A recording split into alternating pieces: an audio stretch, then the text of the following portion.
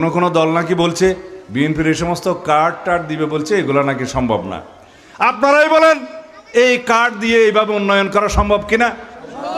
আমরা তো পানির মতো পরিষ্কারভাবে আপনাদেরকে বলছি কিভাবে সম্ভব, কিন্তু তাদের কোনো পরিকল্পনা নাই, জনগণের জন্য কোনো কর্মসূচি নাই এবং কোনো রকমের নীতি আদর্শ তো নাই। সুতরাং তারা এগুলো বলতে পারে। তারা আজকে বলছে আমাদেরও একজন মুক্তিযোদ্ধা আছে। আরে বাবা, বিএনপি থেকে অপসারিত হয়ে একজন মুক্তিযোদ্ধা আপনাদের সাথে যুক্তদান করেছে আমরা জানি, কিন্তু আমাদের পুরা দলটার প্রতিষ্ঠাতাই তো মুক্তিযোদ্ধা। এই দলের সবচাইতে বেশি সেক্টর কমান্ডার এবং মুক্তিযোদ্ধার অবস্থান। আমাদের দলটাই তো মুক্তিযুদ্ধের সপক্ষের দল, আমাদের দলটাই তো স্বাধীনতার সপক্ষের দল। আমরা এই দেশের মাটি ও মানুষকে ধারণ করেই তো আমরা দলটা করি। সুতরাং কেউ যখন বলে আমাদেরও একটা মুক্তিযোদ্ধা আছে, অতএব আপনাদের কোনো মুক্তিযোদ্ধা ছিল না, এখন নতুন করে একজন যোগদান করিয়েছেন, ভালো। আপনারা নিজেরা মুক্তিযুদ্ধের বিরুদ্ধে অবস্থান নিয়ে, দেশের স্বাধীনতার বিরুদ্ধে অবস্থান নিয়ে এখন একটা কার্ড দেখাচ্ছেন যে আপনাদেরও একটি মুক্তিযোদ্ধা আছে। এ সমস্ত প্রতারণা জনগণ বুঝে।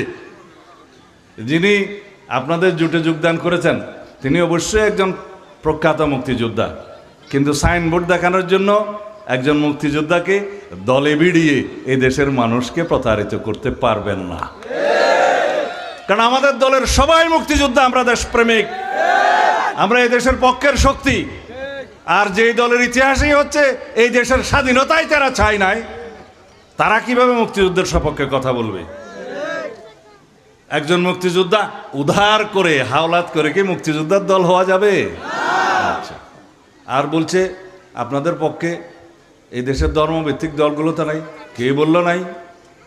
এই দেশের সবচাইতে যারা বড় আলেম ওলামা, এই দেশের আলেম ওলামাদেরকে যারা প্রতিনিধিত্ব করে, তারা সবাই আজকে বাংলাদেশ জামাত ইসলামের এই যে ধর্মীয় বিভ্রান্তির বিপক্ষে তারা অবস্থান নিয়েছে এবং বলছেন, মানুষ সেটা জানে এবং বলছে এরা প্রকৃত ইসলামের অনুসারী তো নয়, তারা ইসলামের ক্ষতি করছে।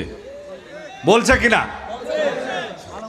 আমাদের হেফাজতে ইসলামের প্রধান, আমাদের মুরব্বী আল্লামা বাবুনগরী প্রকাশ্যে বিভিন্ন জনসভায় বলেছেন যে জামাতে ইসলামের এই সমস্ত ফিরকা, এগুলা বেদাত এবং এই সমস্ত বক্তব্য আপনারা শুনবেন না, এরা ইসলামের মূলনীতিতে নাই। বলছে কিনা? তো সুতরাং আমরা তো আমাদের সেই গভীর জ্ঞান নাই সে সমস্ত বিষয়ে, আমরা এর বেশি বলতে চাই না। এদেশের মানুষ জানে। ধর্মের দোহাই দিয়ে ধর্মভীরু মুসলমান ভাই বোনদেরকে যারা বিভ্রান্ত করতে চায় তাদের প্রতারণার শিকার এদেশের মানুষ হবে না। আমার সনাতন ধর্মী ভাই বোনদের উদ্দেশ্যে বলতে চাই, আপনাদের চেহারা দেখে আমার মনে হচ্ছে আপনারা বেশ কয়েক ঘন্টা যাবত এখানে অপেক্ষা করছেন।